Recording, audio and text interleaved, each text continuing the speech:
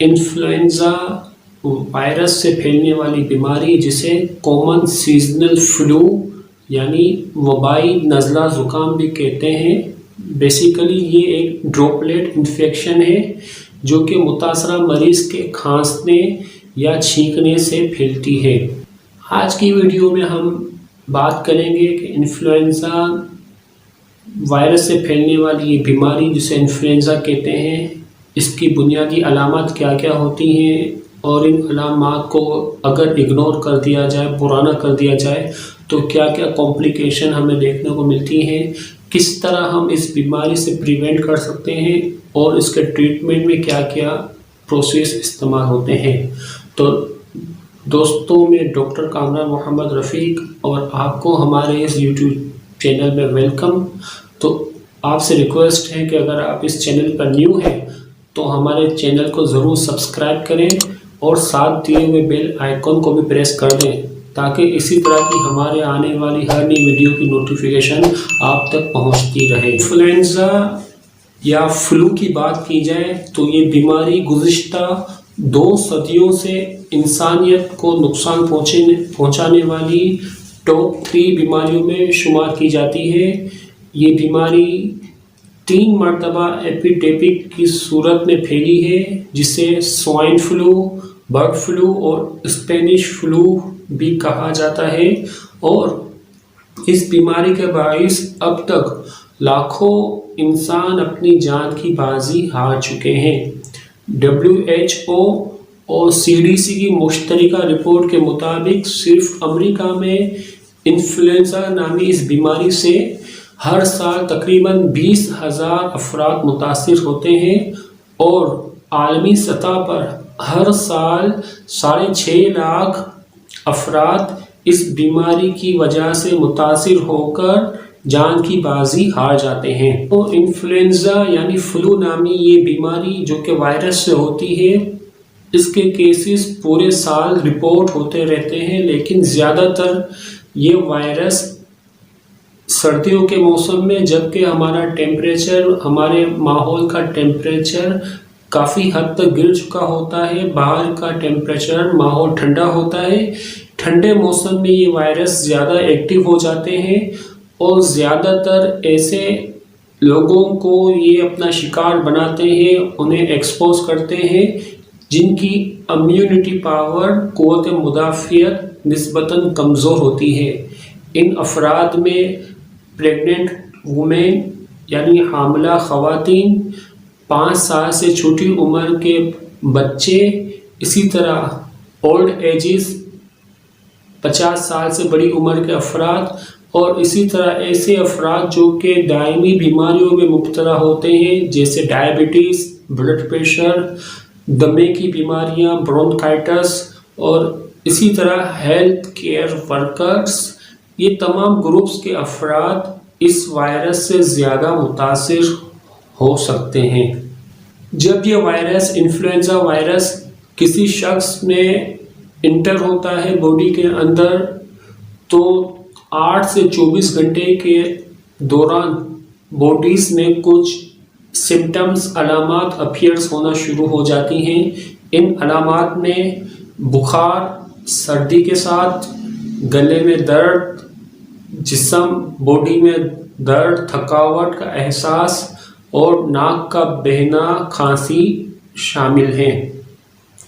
اگر ان علامات کو کمپلیکیٹڈ کر دیا جائے، بر وقت ان کا علاج نہ کیا جائے، پرہیز وغیرہ نہ کی جائے، تو یہ بیماری کمپلیکیٹڈ صورت اختیار کر جاتی ہے، جن میں viral pneumonia, secondary bacterial pneumonia, science infection, asthma یعنی دمہ، اور ہارٹ فیلر یعنی دل کے دورے کا عارضہ بھی لاحق ہو سکتا ہے۔ اگر کسی شخص میں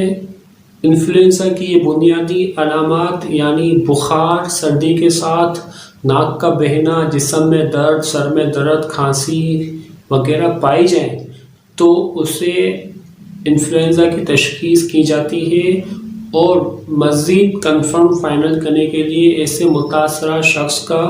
ناک سے سویب، جسے نیزو فیرنجل سویب کہا جاتا ہے، سویب کی مدد سے وائرس کی تشخیص کی جا سکتی ہے۔ بعض انفلوئنزا کے کمپلیکیٹڈ کیسز میں مریض کا PCR بھی کروایا جا سکتا ہے۔ انفلوئنزا وائرس جن طریقوں سے ایک فرد سے دوسرے فرد میں پھیلتا ہے وہ 3 طریقے ہوتے ہیں، جن میں پہلا طریقہ بائی ڈائریکٹ ٹرانسمیشن کہلاتا ہے۔ اس طریقے میں جب متاثرہ شخص چھینکتا یا کھانستا ہے تو اس کی چھینکنے یا کھانسی کرنے کے دوران یہ وائرسز 2 میٹر کے فاصلے تک پھیل جاتے ہیں، اور ایک بار چھینکنے کے دوران تقریباً 40 سے 60 ہزار ڈراپلیٹ متاثرہ شخص ہوا میں خارج کرتا ہے۔ تو یہ خارج ہونے والے وائرس ڈائریکٹ عام سامنے موجود شخص یا فرد کے آنکھ، ناک اور منہ کے ذریعے اس کے جسم میں داخل ہو جاتے ہیں۔ اس طریقے کو بائی ڈائریکٹ ٹرانسمیشن کہا جاتا ہے۔ دوسرا طریقہ بائی ایئر بورن ڈراپلیٹ ہوتا ہے، یعنی جب متاثرہ شخص اپنی کھانسنے یا چھینکنے کے دوران یہ وائرس ہوا میں خارج کرتا ہے تو یہ وائرس دور تک پھیل جاتے ہیں، اور سامنے والا جب سانس لیتا ہے تو اس کی سانس کے ذریعے یہ وائرس اس کے جسم میں داخل ہو جاتے ہیں۔ جبکہ تیسرا طریقہ بائی ڈائریکٹ پرسن کانٹیکٹ کہلاتا ہے، یعنی متاثرہ شخص سے ہاتھ ملانے، گلے ملنے کی صورت میں بھی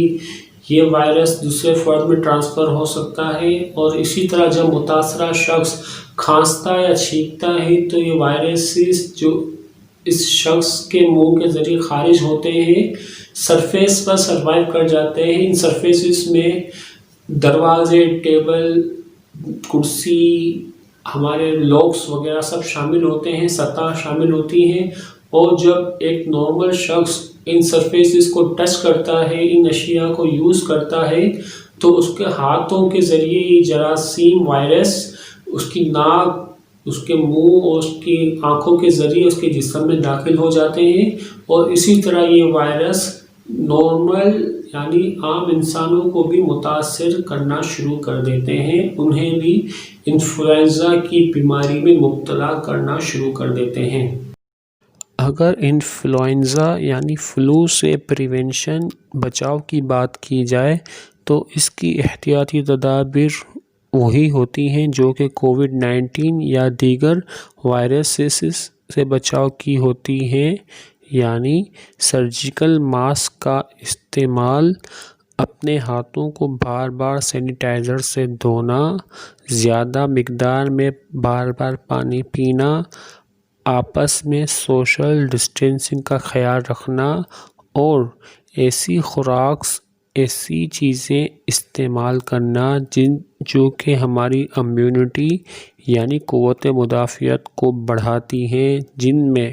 وٹامن سی، ادرک کا قہوہ